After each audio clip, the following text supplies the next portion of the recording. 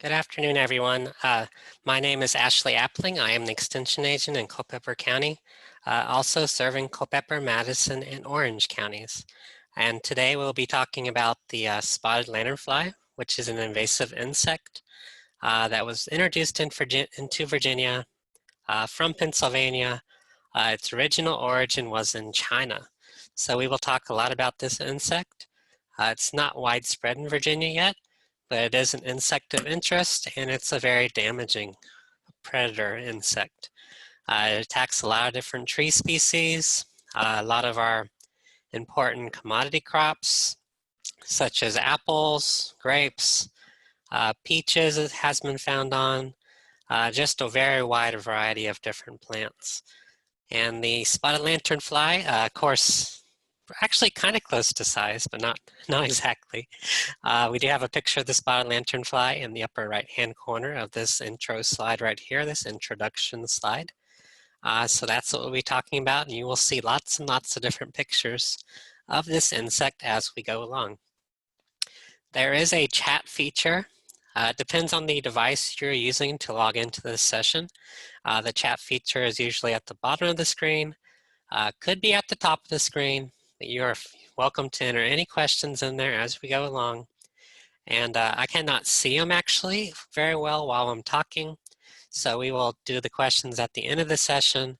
And you are also welcome to, since we have such a small crowd, you are also welcome to unmute yourself, and I'll answer any questions at the end of the session like that also. So let's get started. This presentation I have added to it, but it originally was given to me courtesy of Mark Sutphin, which is the Extension Agent in Frederick County, Virginia, Eric Day and Teresa Dillinger, which are part of the Virginia Tech Insect Identification Lab. So all three of them have done lots of work. We don't want to see this in our area of Culpeper. It is not here yet, but it is good to know what it looks like and what to look for. So let's get going. So this slide that is slowly coming up onto the screen is the current distribution map in the United States of the spotted lanternfly. So this map is courtesy of the New York State Integrated Pest Management Program, which is run through Cornell University. The blue-colored counties are where the spotted lanternfly infestation is currently present. So you see the largest number of counties is in Pennsylvania. That is where this pest originated at, so that would make sense.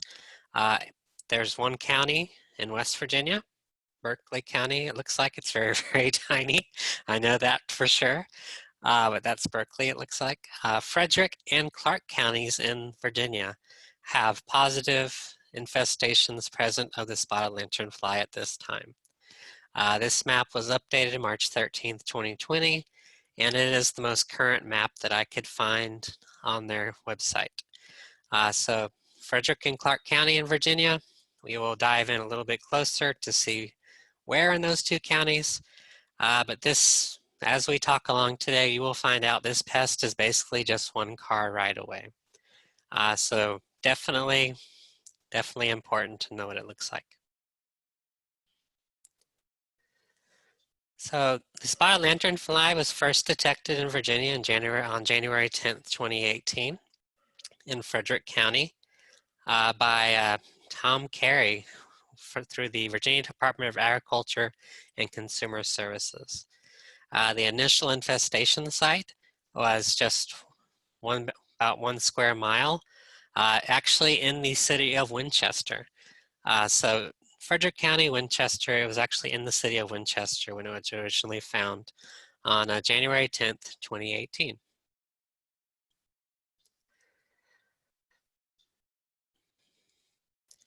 So the yellow square, which is coming up on your screen now, which is on the right-hand side of this current slide, is about where the current infestation or the first spotted positive identification of this pest was found. So you see on this map, we have Interstate 81 running to the far right side of this image. US Route 11 also intersects this initial area.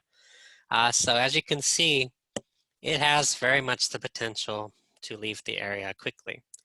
And just keep this in mind, this is still 2018. So we'll be coming closer up to our current date in the next couple slides.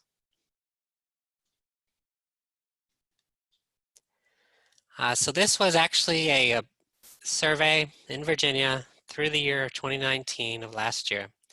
And this was done by volunteers, also by the Virginia Department of VDACS, the Virginia Department of Agriculture and Consumer Services. And it was also conducted by master gardeners as well as the Virginia Cooperative Extension Office in Frederick County. The red triangles are the positive identification sites in Frederick and around Winchester.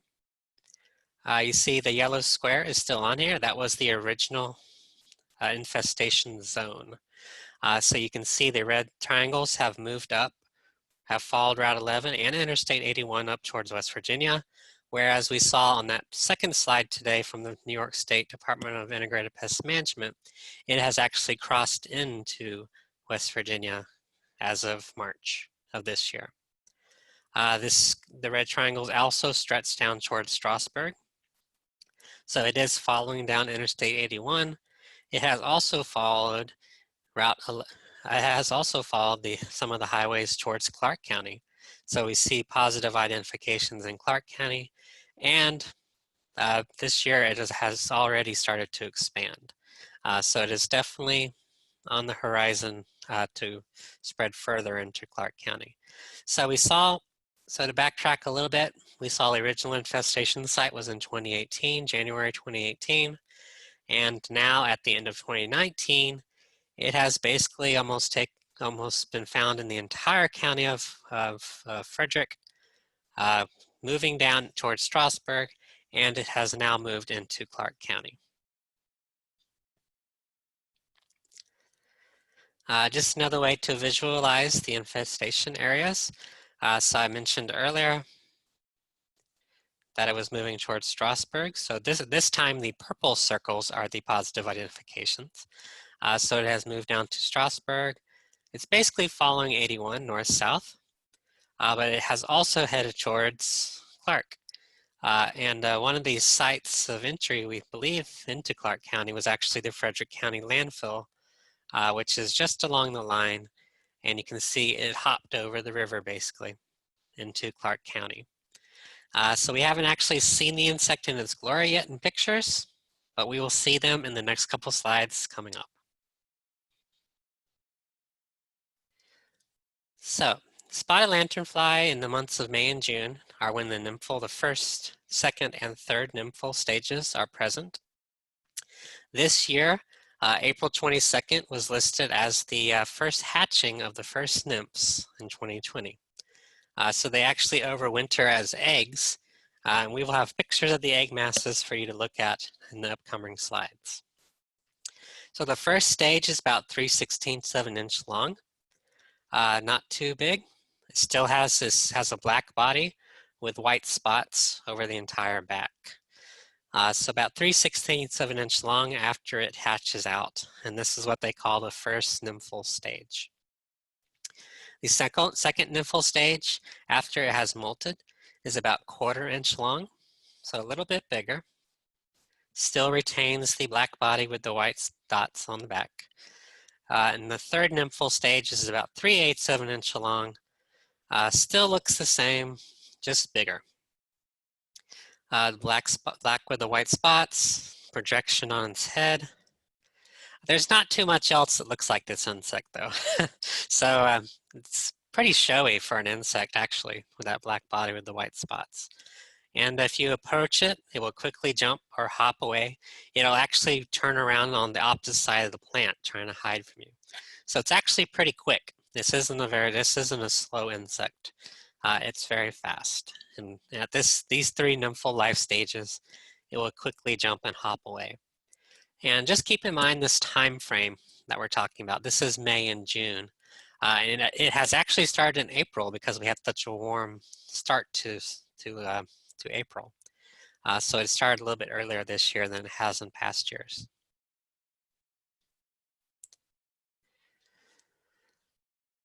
A couple other pictures.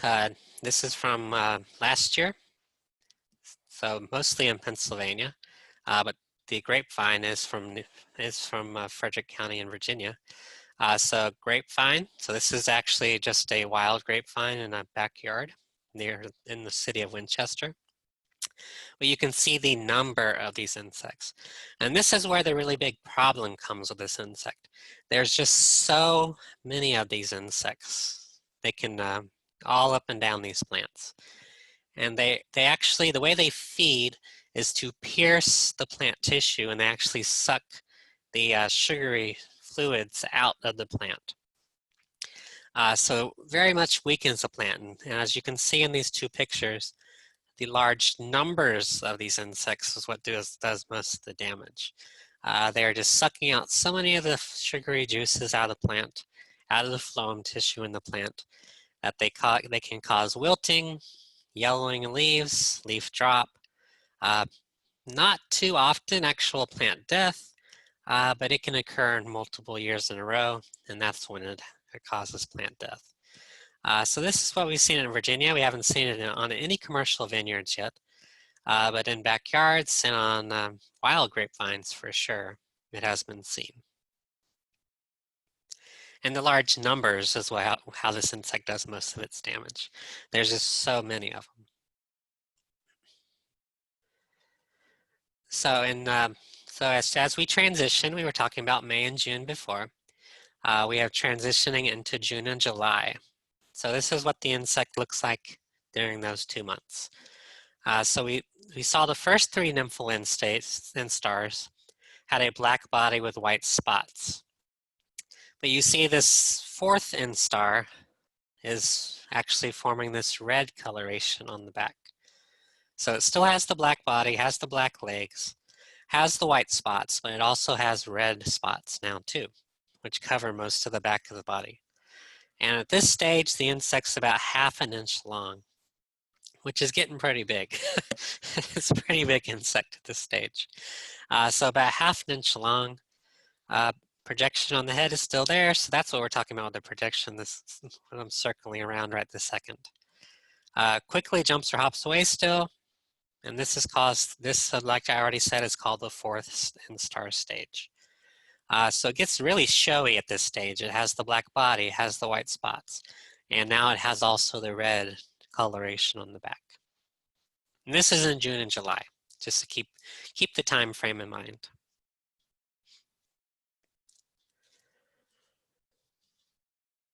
So we saw the pictures of the 4 different instars. You can still see it for reference up here. In the top right-hand picture, we have a black insect with the white spots. That's the first 3 instar stages. The red coloration comes on the 4th instar stage after it molts from this stage into that stage. Can be found on a number of different plants. Tree of Heaven, if you're not familiar with that, we will go into depth about that a little bit later. Ailanthus is another name for that plant, so it has different names. Tree of Heaven is the most common name for it. Also can be found on cherries, mostly our native cherries, such as the black cherry. As you're driving along in the past couple days, past week especially, the black cherry is actually blooming with nice white flowers right now. So if you've seen a tree on the side of the road with long strings of white flowers, that is the native black cherry. You also find it on native locust trees and on wild grape and Virginia creeper, just to not just name a few different plants. So you can see the diversity of plants. It covers a lot of different plant areas. So the Tree of Heaven, native cherries, locusts, native locusts, wild grape, and Virginia creeper. So it will be on the small stems at these nymphal stages. It'll be on the undersides of leaves. They will still very quickly hop away to the other side of the stem or just jump down and hide away from you that way. So very quick insects. So we are transitioning. We saw the nymphal stages originally right there. This is what the adult insect looks like. So this middle picture here is the insect we saw on the very first slide of this presentation, and this is the adult. So you can see they have very large wings at this stage. They have black dots on the wings.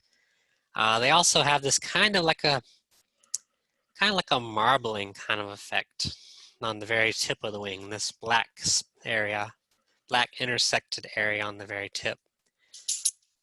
If when their wings open up, you can see the red coloration on the inside. They also have a yellow abdomen, which you can't really see in this picture, but it is very showy. And just keep in mind, this insect's about an inch long at this stage. So pretty large for an insect, and you can see the numbers. We'll see some other pictures coming up on the numbers of these insects. It's just a lot of different insects on the same plant. So they usually hold their wings in the tent-like manner, I should say. So this is what we're talking about here, where they're kind of raised up on the back. So this is the tent-like manner. The wingspan's about 1.5 inches long. So you can see when it's opened up all the way, it'll be pretty long wingspan for an insect. And they're still sucking out the juices even at the adult stage. And I already mentioned the abdomen is yellow. We can't really see that in this picture, but it's quite showy. They can glide from plant to plant, and they actually are pretty strong flyers too. So they can fly from different tree to different tree.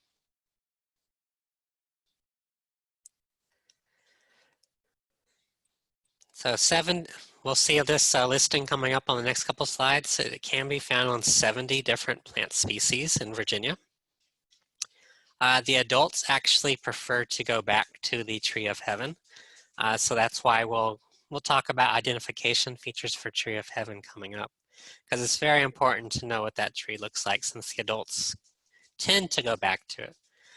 The researchers down at Virginia Tech are still researching the specifics of why it has to go back to the tree of heaven.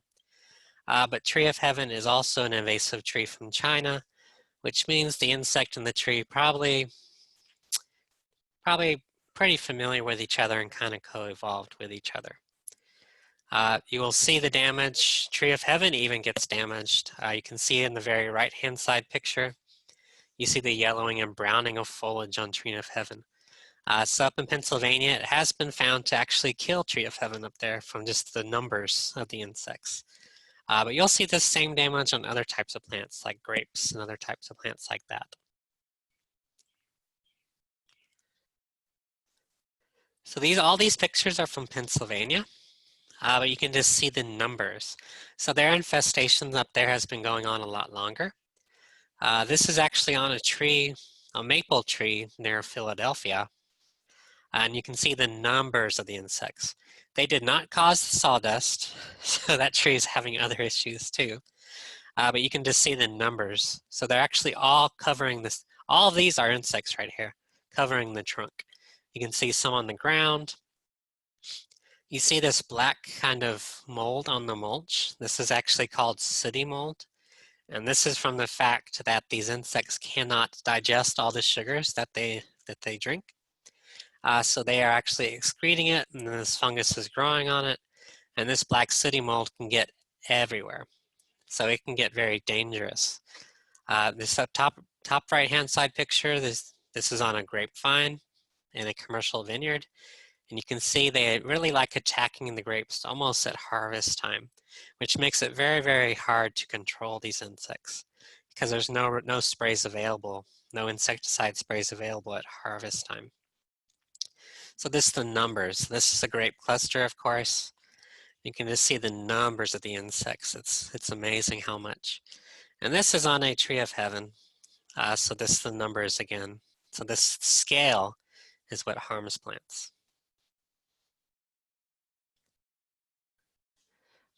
So this is the black sooty mold. It just covers everything.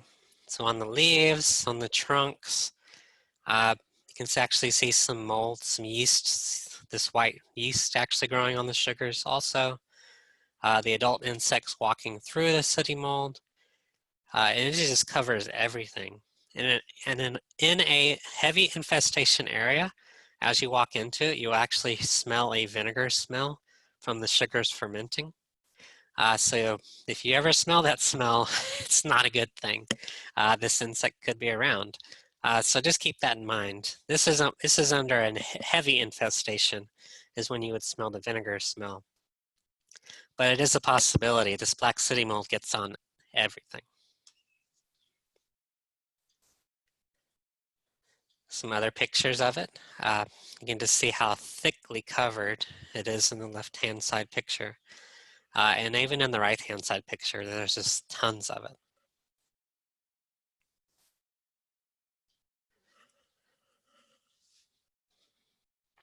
Other areas, you can see the insects settling down this tree here, black city mold, even on the metal parts down there, the yeast growing down here. There's just so much sugars present that hornets, yellow jackets, and other types of insects like that are very much attracted to the trees. And you can also see the adults and the fourth instars on the same plants at the same time. So there's just tons of these insects on this tree at one time.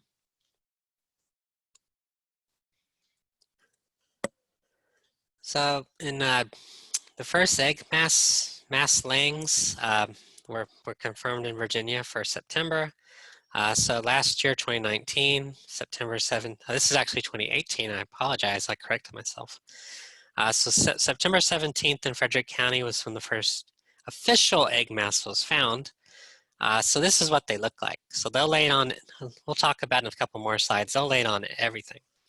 So on branches, it kind of has this coating on it, kind of a white coating. It's not sticky, it is hard, but they coat their eggs in this coating like this.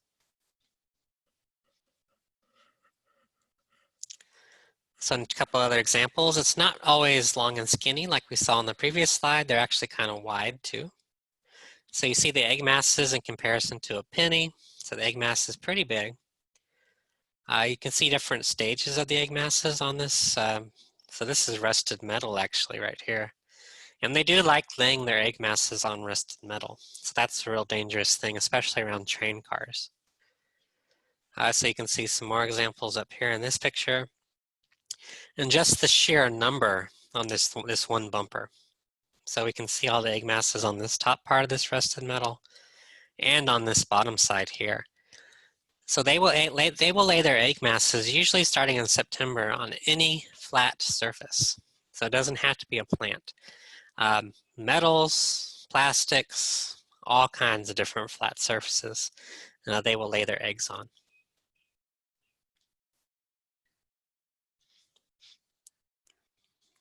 So old and new egg masses on the same plant here. In 2018, you can just see the number of egg masses on this cherry tree here. So these arrows point to all the different egg masses just in this small snapshot right here. You can just see the numbers of these egg masses. It's just amazing. It's just so many egg masses on this tree. A couple other examples right here. So just keep in mind, it's not only on plant surfaces though, it can be found on any flat surface.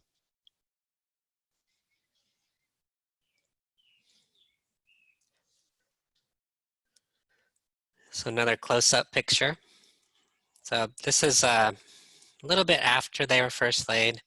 Usually this is what they would look like this spring after they're laid the previous fall. So the coating starts breaking down. You can actually see the individual eggs at this time. So they are lined up in rows, consecutive rows. And there's another picture here. You can see if you look real close, the little exit holes where they crawled out of. So you can see they're open in these eggs right here. And this is where the nymphs crawled out. So a little bit bigger than a penny, about 2 pennies laid against each other. And this is any flat surface is where they lay it. And it usually has this flat gray color, just like the slide says. So other possible landing sites for the egg masses, concrete jersey walls, metal drums. They've been found on barn doors, barn windows, electric meter boxes, conduit boxes, a little bit of everything, as you can see. They just lay their eggs on any flat surface, like I've said before. So you have to look out for everything, and that's why it's so, the train cars, the cars coming through Frederick, big issue. And Frederick County currently is under a quarantine for this insect. So it's mostly to do with truck drivers driving through. If they stop for a gas stop, and that's all they do, they don't have to inspect their truck. But if they stay longer than a gas stop, a diesel stop, then they have to inspect their truck, get permits. Becomes very intensive at that time. Very lot of work to make sure you don't have it on your truck. So, but just to remember, Frederick County is under a quarantine. If you're ever driving through there, inspect your car. If you stop there, just make sure you don't carry any down to our area. So Frederick County, Clark County is where it's currently found, and we don't want them down here. So all this stuff we're talking about, those are the reasons why we don't want them down here. So this is from Pennsylvania. This is an example of a freshly laid one, November 2015, compared to the same egg mass in 2016. So this is fall 2015, spring 2016. You can see the gray coloring. The female did not cover all the eggs, so some of the eggs are uncovered. And you can see by spring, the covering breaks down, and then the nymphs will hatch out of here, usually late April in this part of Virginia.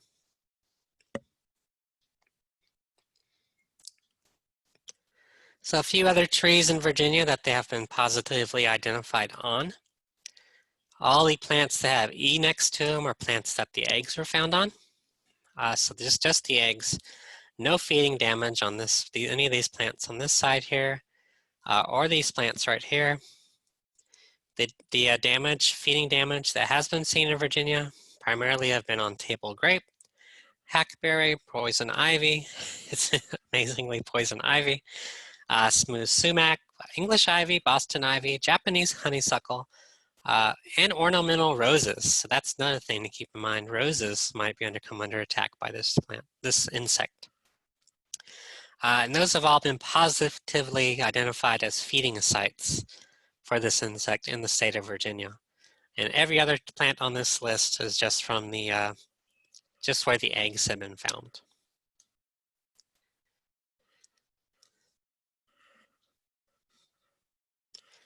Virginia Tech has many different publications available, and these are available through our local extension office and online.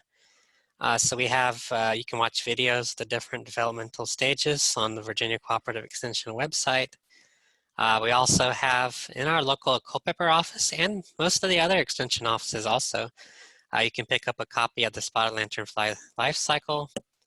In Virginia, we have publications dedicated to the Spotted Lanternfly, which are online, and we have paper copies in the Culpeper Extension office where you can pick them up too. We also have ID cards, wallet cards, so very handy. You can keep this in your pocket or any other kind of spot that it is accessible. And these cards we also have available in the Culpeper Extension office too. So you're welcome to come by anytime to pick them up. I will have the address for the Culpeper Extension office at the very end of this presentation. Or you can email me too. Our office is still open currently. Just call ahead and you're welcome to pick up one of these cards. Or a couple if you want more. Virginia Cooperative Extension, with the help of Virginia Tech, also releases a home and grounds pest management guide for the state of Virginia. And this is our a snapshot of our spotted lanternfly entry in the pest management guide. So there are insecticides available if you find this insect. But first, if you find it in our area of the state, please submit a sample through our extension office, the Culpeper Extension office, so we can positively identify it.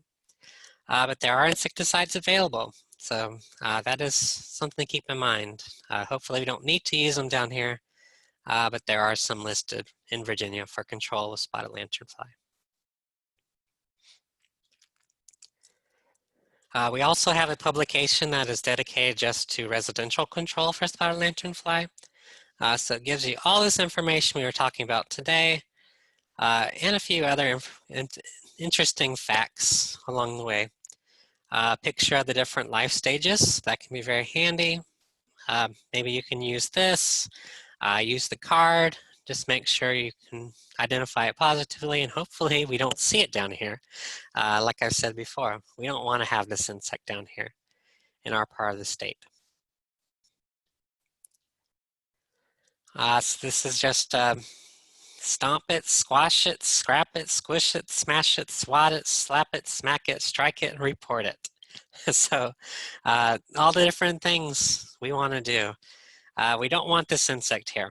We don't want it here. Pennsylvania, as we saw on the second slide of the day for today, has it widespread to almost the entire eastern part of the state. And we want to try to keep this insect up out of our area. I was mentioning the yellow coloring on the back end of this insect before. We didn't have a good picture until right now. But you can see the yellowing. So this is full wing spread here. So we have the white markings, we have the red markings, we have this yellow on the abdomen. So this is what it would look like in flight, but very rarely looks like this when you're actually walking up on it. It always has that tinted wing appearance when you walk up on it. But that's just a good information too. You can see the yellow abdomen on this insect in this picture. So you can bring in a sample through our cooperative extension offices. You can also submit pictures of an insect you suspect might be spotted lanternfly through this website right here also. So many different ways. We're happy to have you come into the office if you have an insect you think might be this also. So just a few slides of the tree of heaven, since it's a very important aspect of this spotted lanternfly's development, its life cycle. So being able to positively identify a tree of heaven is very important. So this is when the tree this is late summer, early fall. You see the tree grows everywhere. There's no soil here. And you can see the tree is actually growing in this crack next to the building. So it's very, very tough tree. It's an invasive tree. It's from China. You see the pink seed pods on the tree at this time. So like I said before, this is late summer, early fall. And this pink we are seeing is the seed pods on the tree, which go everywhere and can sprout another little tree like we see in this picture. So different life stages of the tree throughout the year. So this would be early spring. So the tree is actually a lot further along than this now in our current year. You can see right here, the tree's growing. You can see the leaves right here. They're pretty long. There is a look-alike tree, which we'll show in a few minutes. The smooth sumac kind of looks like this too. It's a native tree, but it's very distinctively different. We can actually see the tree in bloom right here. So it's hard to see from a distance, but they're very characteristic. If you've driven along Interstate 81 or 64, it is everywhere along the interstates. So it is definitely a tree you've probably seen, maybe you just didn't know what it was. Along Route 20 in Orange County, along 29 in Culpeper, you will definitely see this tree along the roadsides. It's everywhere. It's very invasive, very much everywhere. Some other identification features. We have all this information through our website or online, like I said before. Very distinctive leaf, it's kind of long. It has these little indentions at the top. Very distinctive, always has this kind of green color on the top, this kind of grayish color on the underside. Very long, skinny, leaves are really long. Not too much else looks like this except for smooth sumac, which we'll have a few pictures coming up of. So you can have a comparison between the two species. So bark, this is the younger versions, so the smaller limbs on the tree, maybe a smaller trunk, will look like this also. So we see the this grayish color. These little white dots are what botanists call lenticels up and down the branch of this tree. We can also actually see the leaf scar here. So this is where the leaf was attached in previous years. And as the tree matures, it gets older. You can see the bark changes a little bit, but it still has this distinctive darker gray intersected with these raised, lighter colored areas on the bark. So kind of smooth still, a little bit rough in these raised areas, but you can definitely see it's pretty distinctive. You might have not known what it was before, but you will when you walk up on it again. So pretty distinctive tree. So just some other examples a little bit closer up. These are the flowers. This will be a midsummer when they'll see these flowers, usually June into July. So August, September, October, we'll see the pink seed pods start forming. And this is what the really showy part of the tree is. So you'll see it late summer into fall along the roadsides, everywhere you drive in Virginia. You'll see this tree. And the pink seed pods really give it away. So just keep an eye out for that. They're actually samaras, so they're actually kind of, they're fruit-wise, they're similar to maples, but that's about it. The rest of the tree is not very maple-like at all, but the fruit pod kind of is. So this pinkish seed pod is what to look out for. And it spreads everywhere, like I already said. So just keep an eye out and you will find it. So staghorn sumacs, smooth sumac, this is the look-alike tree. So the leaf color is different. Has a more of a grayish tint, as this middle picture is showing. And we did not see this kind of furry, kind of fuzzy material on the stems of the tree of heaven. So that's another thing you see on the younger stems on staghorn sumac. And you'll see also the flower pods are very much different. This is where it gets its name. Kind of looks like an antler. So very red colored flowers. Flowers on the tree of heaven are not showy at all. They're kind of a whitish color, creamy color. And they're different formations, so they don't look very similar at all. And the leaves look different too. So these leaves more upright, a little bit wider, dark green. From a distance, it'll have this grayish cast. So this is not tree of heaven. This is staghorn sumac. It's just a look-alike tree. So comparison side by side.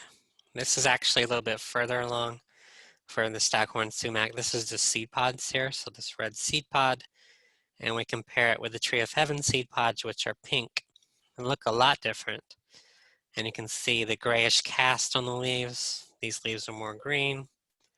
And you can see the difference. This is just the tree that's confused sometimes for tree of heaven.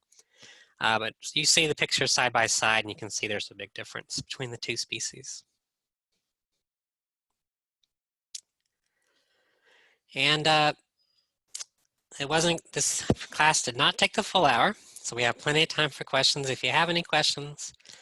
And go ahead, you can unmute yourself if you want to. You can type it in the chat, whatever you're comfortable with. And just thank you very much for attending today. It's very important we get this information out, but it's just hard to do sometimes, and other people have other obligations. So I just want to thank you for attending today. And any questions you have, my contact information there is out there. If you want any of the publications, you want the pocket cards, you're welcome to come to the address, you're welcome to call us, and we'll give you one of those cards, no problem at all.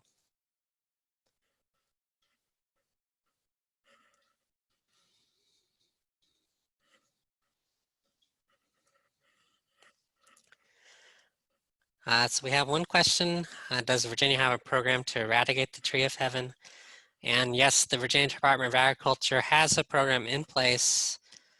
They are actually spraying for the spotted lanternfly, and they are using herbicides on the tree of heaven also to get rid of them. So they definitely do. It's just a hard thing to control. And they're primarily doing that up in Frederick County and Clark County at this time.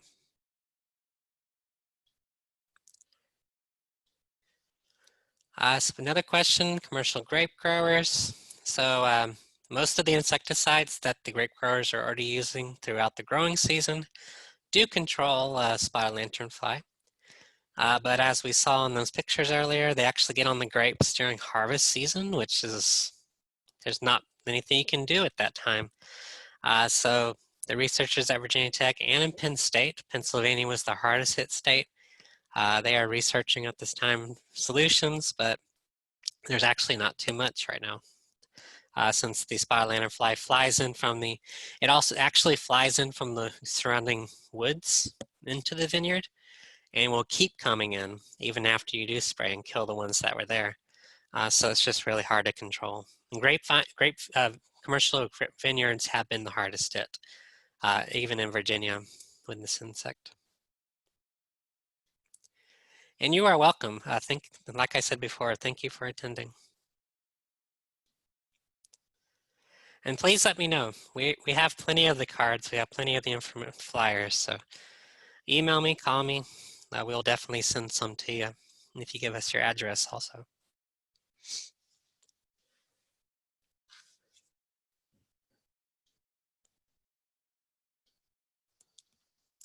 I forgot to mention there is a commercial, Virginia Tech also has a publication for commercial grape growers about control measures.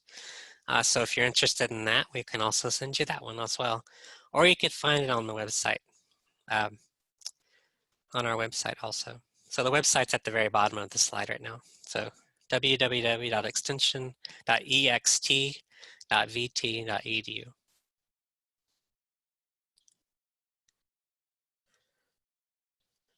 If there's no other questions, thank you for attending. We are having some other upcoming classes. So in the scrolling slides, we're having, I believe it is next Thursday, we are having our turf grass class, our lawns class. So if you're interested in that, you're welcome to attend.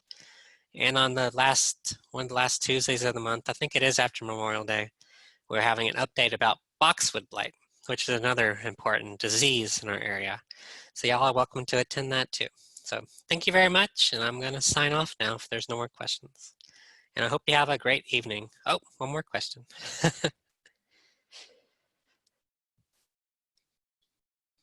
Oh, not really a question, but yes, Tree of Heaven, the eastern part of the United States, it is everywhere. So, and that is a good site to keep an eye on. That's how they're doing the scouting for the insect up in Frederick County. They're keeping an eye on Tree of Heaven to see if the insect is there. I think Maryland actually has their own program through their master gardeners. So since you're up there, definitely contact the local extension office. They should know what current measures are in place for the Maryland master gardeners. And thank you for attending from all the way up there. Thank you very much. Thankfully, from the information we have right currently, Maryland doesn't have a lot of cases, so hopefully you don't get it. So.